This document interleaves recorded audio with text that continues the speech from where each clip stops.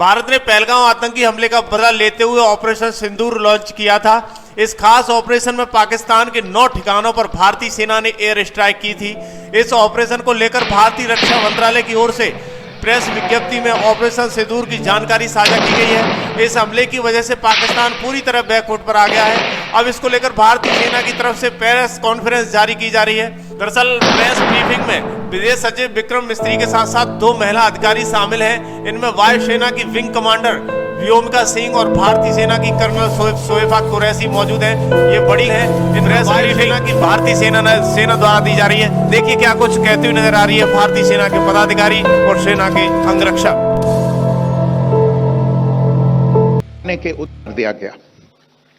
मुंबई के 26 नवंबर 2008 के हमलों के बाद यह भारत में हुई किसी आतंकवादी हमले में मारे गए आम नागरिकों की संख्या की दृष्टि से सबसे गंभीर घटना है। पहलगाम का हमला अत्यधिक बर्बरतापूर्ण था, जिसमें वहां मौजूद लोगों को करीब से और उनके परिवारों के सामने सिर पर गोली मारी गई। हत्या के इस तरीके से परिवार के सदस्यों को जानबूझकर आघात पहुंचाया गया। साथ ही उन्हें यह नसीहत भी दी गई कि वापस जाकर इस संदेश को पहुंचा दें। यह हमला स्पष्ट रूप से जम्मू और कश्मीर में बहाल हो रही सामान्य स्थिति को बाधित करने के उद्देश्य से किया गया था। चूंकि पर्यटन फिर से अर्थव्यवस्था का मुख्य आधार बन रहा था, इस हमले का मुख्य उद्देश्य इसे प्रतिकूल रूप से प्रभावित करना था। पिछले वर्ष आप सभी जानते हैं 2.25 करोड़ से अधिक पर्यटक कश्मीर आए थे। इस हमले का मुख्य उद्देश्य इसलिए संभवतः यह था कि इस संघ राज्य क्षेत्र में विकास और प्रगति को नुकसान पहुंचाकर इसे पिछड़ा बनाए रखा जाए और पाकिस्तान से लगातार होने वाले सीमा पार आतंकवाद के लिए उपजाऊ जमीन बनाने में सहायता की जाए। हमले का यह तरीका जम्मू और कश्मीर और शेष राष्ट्र दोनों में सांप्रदायिक दंगे भड़काने के उद्देश्य से भी प्रेरित था। इसका श्रेय सरकार और भारत के सभी नागरिकों को दिया जाना चाहिए कि इन प्रयासों को विफल कर दिया गया। एक समूह ने खुद को रेजिस्टेंस फ्रंट TRF कहते हुए इस हमले की जिम्मेदारी ली है। यह समूह संयुक्त राष्ट्र द्वारा प्रतिबंधित पाकिस्तानी आतंकवादी समूह लश्कर-ए-तैयबा से जुड़ा हुआ है। यह उल्लेखनीय है कि भारत ने मई और नवंबर 2024 में संयुक्त राष्ट्र की 1267 कमेटी की सैंक्शंस मॉनिटरिंग टीम को अर्धवार्षिक रिपोर्ट प्रस्तुत की थी, जिसमें TRF के बारे में साफ इनपुट दिए गए थे। इससे पाकिस्तान स्थित आतंकवादी समूहों के लिए कवर के रूप में TRF की भूमिका सामने आई थी।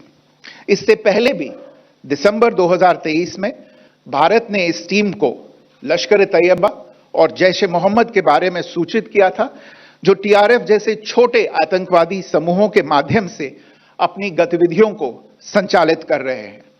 इस संबंध में 25 अप्रैल को UN सिक्योरिटी काउंसिल प्रेस वक्तव्य में TRF के संदर्भ को हटाने के लिए पाकिस्तान के दबाव पर भी ध्यान दिया जाना चाहिए।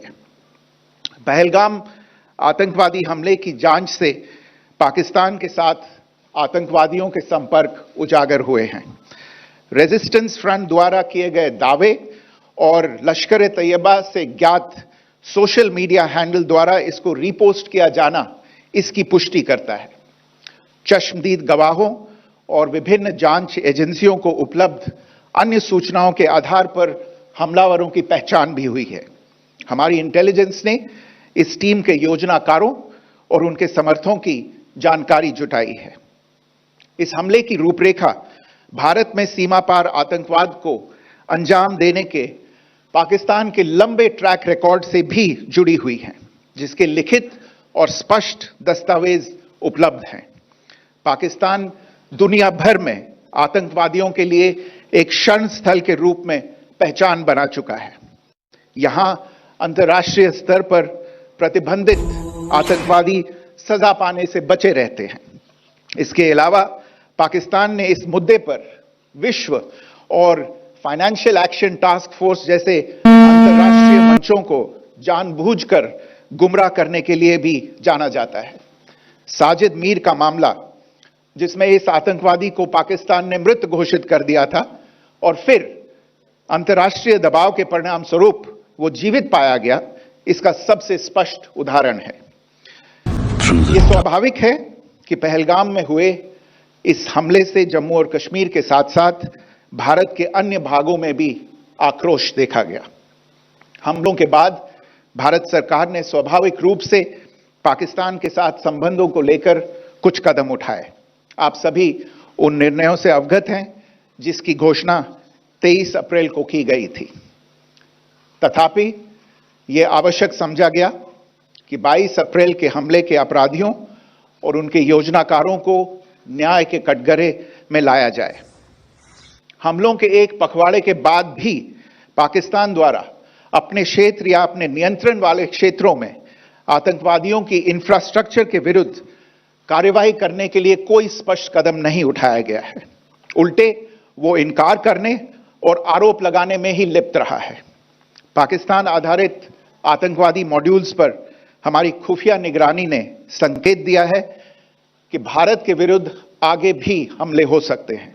अतः इनको रोकना और इनसे निपटना दोनों को बेहद आवश्यक समझा गया। आज सुबह, जैसा कि आपको ज्ञात होगा, भारत ने इस तरह के सीमा पार हमलों का जवाब देने और उन्हें रोकने तथा उनका प्रतिरोध करने के अपने अधिकार का प्रयोग किया है। यह कार्यवाही नपीतुली, नॉन एस्केलेटरी, आनुपातिक और जिम्मेदारीपूर्ण है। यह आतंकवाद की इंफ्रास्ट्रक्चर को समाप्त करने और भारत में भेजे जाने वाले संभावित आतंकवादियों को अक्षम बनाने पर केंद्रित है।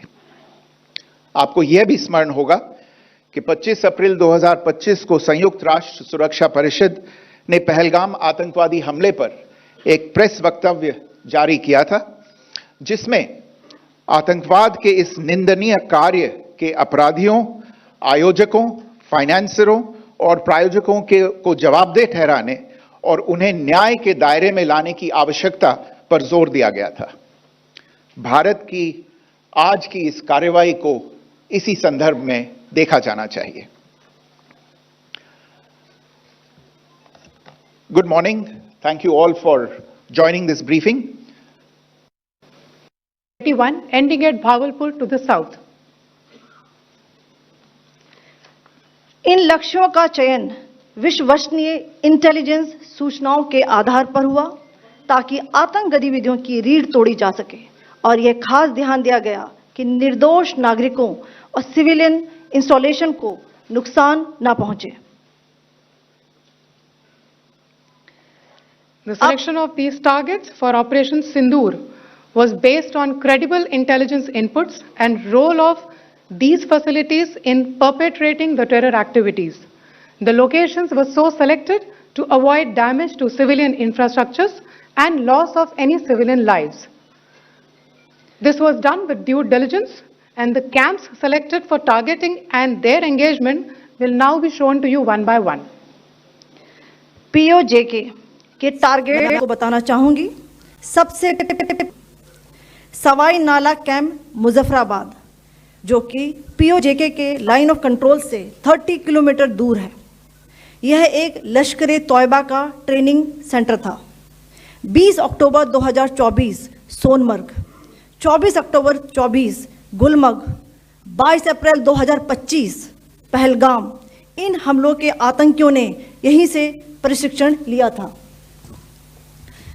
सैयदना बिलाल कैंप मुजफ्फराबाद, यह एक जैश ए मोहम्मद का स्टेजिंग एरिया है। यह हथियार, विस्फोटक और जंगल सर्वाइवल ट्रेनिंग का केंद्र भी था। गुलपुर कैंप कोटली, यह LOC से 30 किलोमीटर दूर था। लश्कर तौयबा का बेस था जो रजौरी, पुंछ में सक्रिय था। 20 अप्रैल 2023 को पुंछ में और 9 जून 2024 को तीर्थ यात्रियों के बस हमले में यहीं से आतंकी को ट्रेन किया गया था।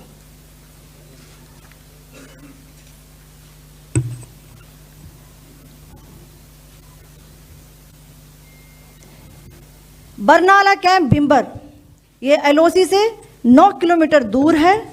यहाँ पर हथियार हैंडलिंग, आईईडी व जंगल सर्वाइवल का प्रशिक्षण केंद्र था।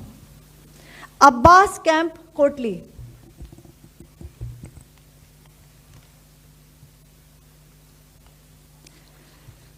यह एलओसी से 13 किलोमीटर दूर है।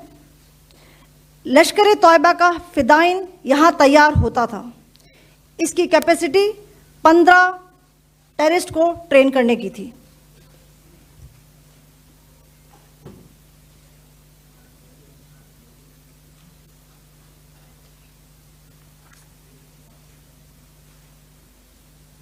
अब मैं पाकिस्तान के अंदर के टारगेट से अवगत कराना चाहूंगी।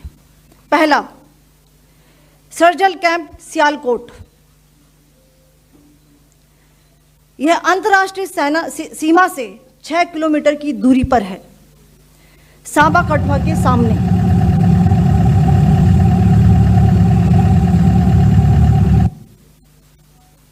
मार्च 2025 में जम्मू एंड कश्मीर पुलिस के 4 जवानों को की जो हत्या की गई थी, उन आतंकवादियों को इसी जगह पर ट्रेन किया गया था।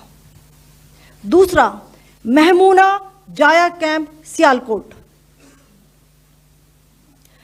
यह 18 से 12 किलोमीटर आईबी से दूर था। हिजबुल मुजाहिदीन का बहुत बड़ा कैंप था। यह कठुआ जम्मू क्षेत्र में आतंक फैलाने का नियंत्रण केंद्र था। पठानकोट एयरफोर्स बेस पर किया गया हमला भी इसी कैंप से प्लान और डायरेक्ट किया गया था। मरकज ताइबा मुरीद के, यह आईबी से 18 से 25 किलोमीटर दूरी पर है। 2008 के मुंबई हमले के आतंकी भी यहीं से प्रशिक्षित हुए थे। अजमल कसब व डेविड हेडली भी यहां ट्रेन हुए थे।